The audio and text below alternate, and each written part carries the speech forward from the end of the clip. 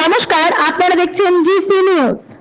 এবার সিউড়িতে তৃণমূল কংগ্রেসের লোকসভা প্রার্থী শতাব্দী রায়কে দেখে চোর ধরো জেলে ভরো স্লোগান বিজেপি কর্মীদের। গতকাল সিউড়ির বিভিন্ন ওয়ার্ডে পথসভা করেন শতাব্দী রায়।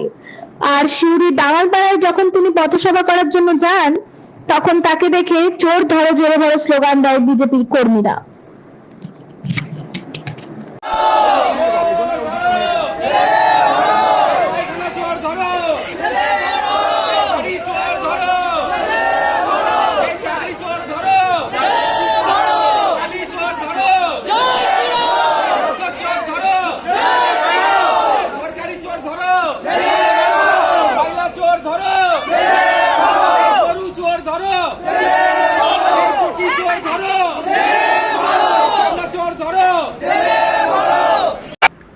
এই ধরনেরই আরো আপডেট পেতে সঙ্গে থাকুন জিসি নিউজের।